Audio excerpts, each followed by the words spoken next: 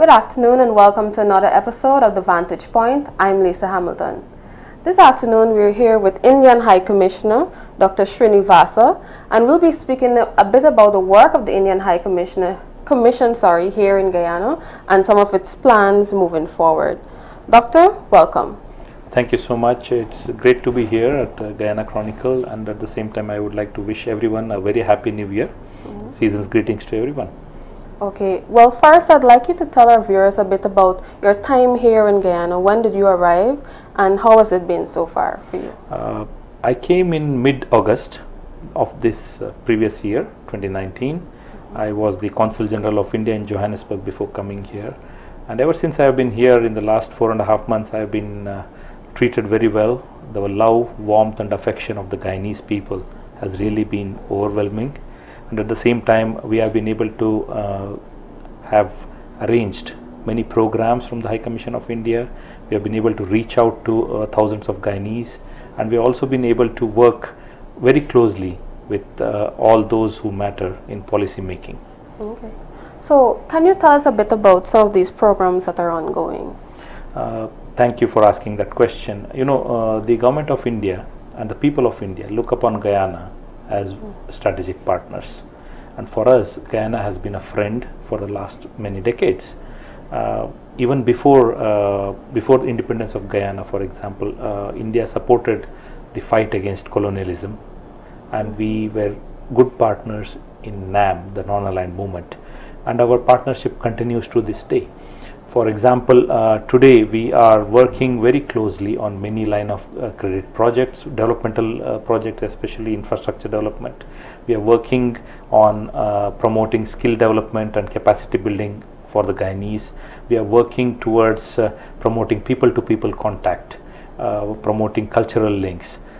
So if I may enumerate each of them, I will begin with the developmental projects that we are doing.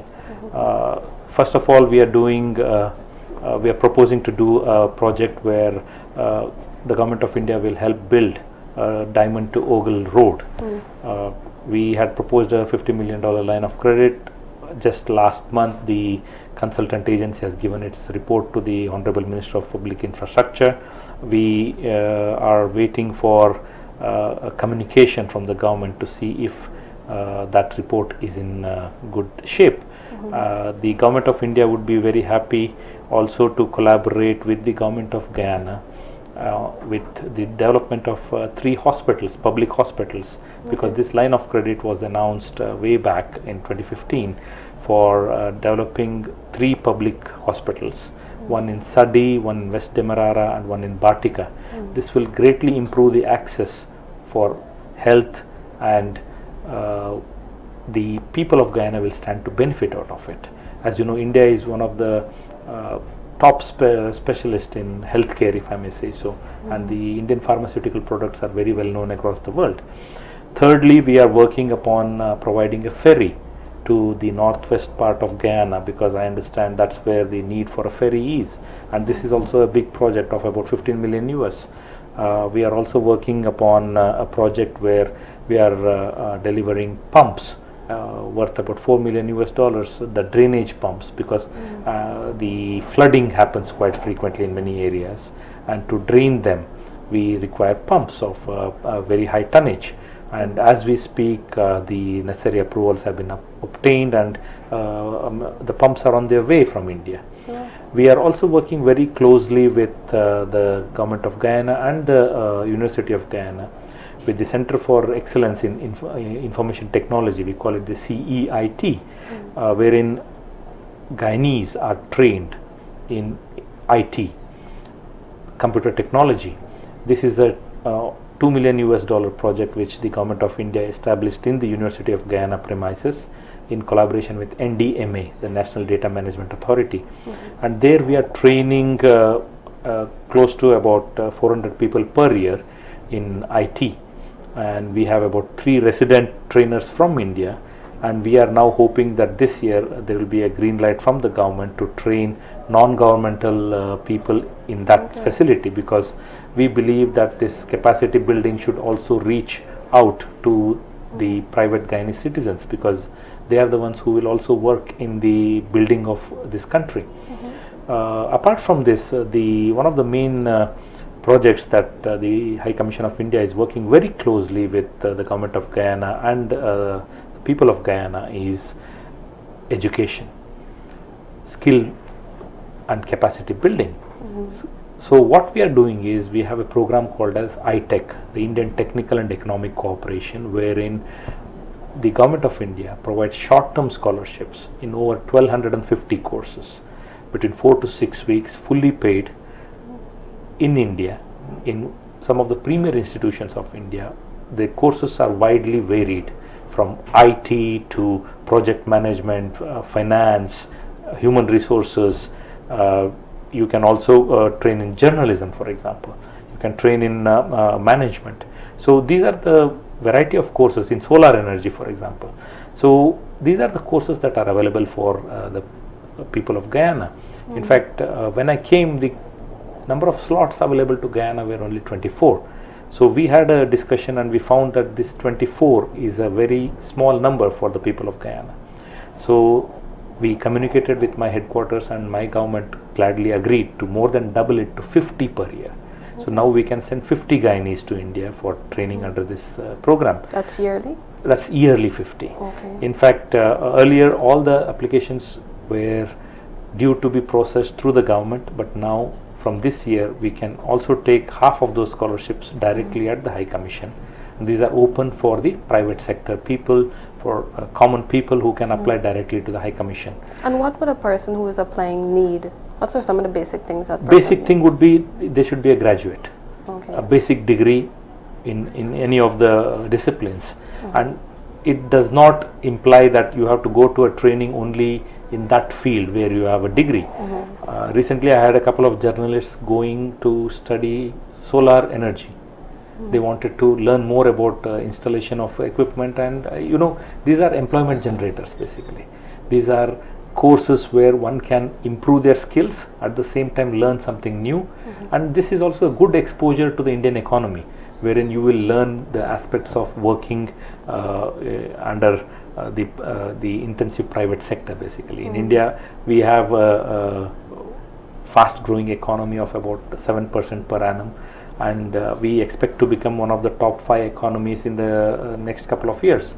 So we have a big population, 1.35 billion, but we have been able to cater to all their food necessities, education, and today India is one of the leaders in technology, as you know. The startups, for example, India is the 3rd largest country in the world for encouraging startups. For a normal man in India, for example, we have a skill development program. The government of India realized that just studying in a school does not prepare a person to actually work. So we have a big skill development program with $1 billion budget to promote skills training for people who come out of schools and colleges. We are also offering about 9 to 11 scholarships per year for kids who are in need of financial assistance to go to India after their CXC and study their first degree in India free of cost. So this is a new thing that we are working upon. It was there for the last few years, but the uptake was less. But this year we plan to push more so that the needy students really make use of this opportunity. Apart from that, we have a couple of other programs for the Indian diaspora specifically. Mind you, this ITEC and these scholarship courses to study the degree are not restricted to one sect, but it's for everybody. But there are a couple of courses called as the Know India program, which is for Indian origin Guyanese, and there is the pilgrimage themed scheme, wherein we send elderly people to go on pilgrimages to India, which obviously is again for the Indian diaspora. But the net effect is that we want Guyanese in general to make use of these scholarships. Coming to the people-to-people contact, we have had extensive programs, cultural programs especially, and also people trying to reach out to Indians and Indians trying to reach out to Guyanese. We have had exchange of delegations, exchange of cultural troops, and this being the golden jubilee of Guyana, we are trying to see if we can get a cultural troupe from India to perform as a tribute to Guyana in Guyana. In fact, just in December we had a big troupe from India performing in Berbice and in Georgetown. So for us, it's a golden opportunity to do the outreach, golden opportunity for Guyanese to know more about India, and at the same time Indians to understand how Guyana has evolved, and at the same time make a good partner out of the two countries, because for us, Guyana is on the verge of development into the next league, and we are there to partner with Guyana in whatever it needs in terms of capacity building, in skills development, in terms of education. India has its strengths, and we are willing to collaborate with Guyana. Okay, and if I might interject, you would have mentioned a string of programs that the Indian High Commissioner and Indian General is helping Guyana with. How important would you say the Guyana-India relation is, and how have you seen it advance over the years? Is it its strongest right now, you'd say? The relationship between India and Guyana has always been strong. It's like a umbilical cord, as they say. Yeah. So for us, our partnership from the days of your independence till now, we have had a steady stream of high-level visits, exchanges at various levels, and at the same time for India, we have just partnered with Guyana on the International Solar Alliance, which is an international organization founded by the Indian Prime Minister, Mr. Modi, to promote use of solar energy across all countries where, for example, in the tropics, where the sun has its huge presence. And that is one of the small, as you say, interactions which will grow bigger in the coming days. Your energy sector, for example, you are expecting great dividends from energy sector. We have offered to the government of Guyana that we are willing to train your people from the energy sector in India, because we have public sector enterprises in the oil business, both upstream and downstream, with a huge experience, and these are multi-billion-dollar companies. So we are offering free training for your people to be trained in the energy sector. So the cooperation list goes on endless, and for us the partnership is a strategic one, and we want to continue to work on this and to continue to make it more stronger. And how far would you say you see the India-Guyana relations going as we move forward as an oil-producing nation? And we will get into renewable energy and solar energy, as you would have mentioned. Do you see an even stronger connection, even more Guyanese utilizing the services available Indeed. in India? Indeed, because once this oil economy comes in, it won't be just the oil sector. There will be associated sectors which will need more inputs. Like, for example, even in the sugar industry, for example, there were about 4 or 5 Indian bidders for the Albion sugar estate modernizing. Many Indian groups in pharmaceuticals, in healthcare, they are all interested to come to Guyana. And leave aside the distance. Distance is no longer an impediment, because modern day and age, the travel has become easier. And the importance of the Indian groups wanting to invest into this area in general, Caribbean, Latin America, is that they are looking for new opportunities, new markets, and they see that these areas are having a huge potential. In fact, in September 2019, our Prime Minister, Mr. Narendra Modi, had a first ever India CARICOM summit on the sidelines of the United Nations General Assembly in New York. So this was his first initiative to reach out to these 15 odd countries here in this region, trying to convey the message that we stand with them, with all these developing countries. And one of the most important agenda was again technical cooperation, skills development, and renewable energy, because India has now consciously adopted a strategy to move away from fossil fuels to green energy. In fact, we have a goal of over 125 gigawatts of solar and other renewable energy in the next couple of years. So we have already achieved about 30 gigawatts of that target. So our Prime Minister is very passionate about these climate change activism and also to prevent environmental pollution. So he always talks about the small island developing states, the Pacific Island states, and of course Guyana has its own advantage in. I understand Guyana has been winning series of awards for environmental protection and sustainable tourism. So I think there are a lot of synergies.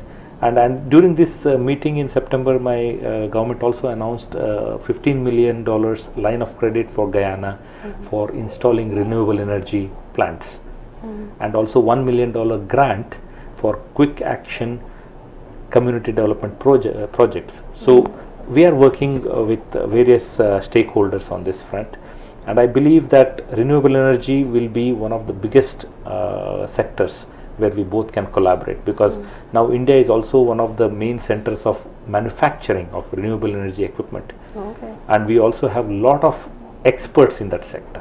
So we'll be able to share the best practices and also train.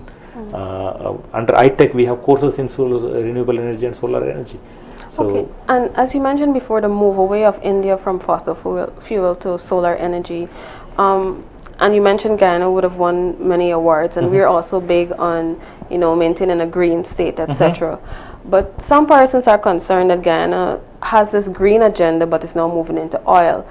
Would you still say that it's very much possible for Guyana to make a complete changeover eventually as a green state using solar energy, etc., coming from your experience there in India? In India we are an energy deficient country because we import 80% of our energy needs, and most of it is oil, petroleum. So it's a double advantage for us to reduce dependence on oil. It also cuts on our import bill and conserves our foreign exchange resources, but also it makes environmental sense to switch over to renewable energy. So that's where our government is working towards. See, in Guyana, as I understand through available open sources, that your energy mix is concentrated only on oil generated generators basically. So I think with copious amounts of sunshine available and your hydro resources, which are actually all renewable energy resources, I think the shift can happen, and of course with the oil revenues you can also shift towards that particular sector, because I understand that your oil is basically in the offshore, and most of it would be for export. So I don't see any dichotomy in that. You can actually work. I was reading today about natural gas being pumped in for electricity generation. Natural gas is one of the cleanest sources of energy. So I think you can strike that balance. There is no issue with that. Just have to remain focused on the goal. And can I also take you back to something you mentioned with regards to culture, Indian culture here in Guyana? I know you're coming from India, where the culture definitely is the strongest, it's the motherland there, but how would you compare it to the culture here in Guyana, and do you see even more opportunities for Indians to go over to learn a little bit more about the culture, Indian culture, to preserve it here? Sure. I'm so happy to be in Guyana because it gives me a sense of home. Not only because it has Indo-Guyanese, but at the same time you are a diverse country.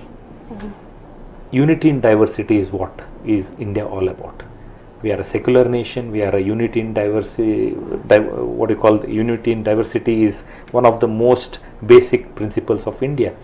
We have many religions, many ethnicities, many languages. We have, I think, over 22 official languages and over 600 dialects. So we are very diverse, and I see the same diversity in Guyana.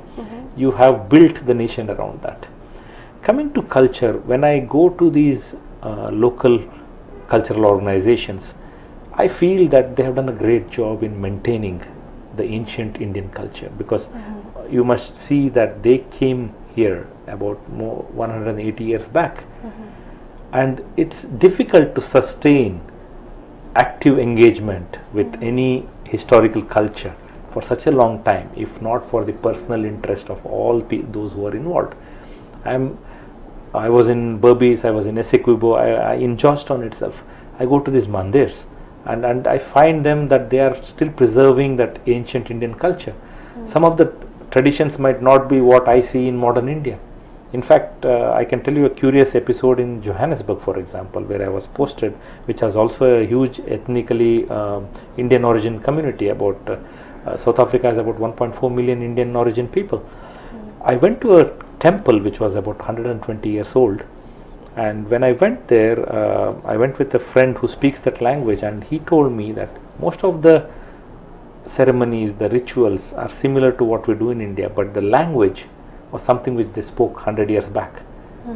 So the preserve is being done, and at the same time, you know, what I have seen here is there is tremendous interest among the Guyanese, irrespective of race or ethnicity. They are students of the Indian Cultural Center here. We teach dance, we teach yoga, we teach music, and every day is like a festival there. You know, I see so many people. I feel happy that we are able to convey the message of peace and love and Indian culture abroad. And I find it that, you know, the people to people contacts, as I was mentioning earlier, that is really blossoming. People want to exchange ideas. People want to learn more about the other culture. In this globalized world, day in and day out, we are faced with many challenges. Violence, you know, a lot of things happening which are really not good for the earth.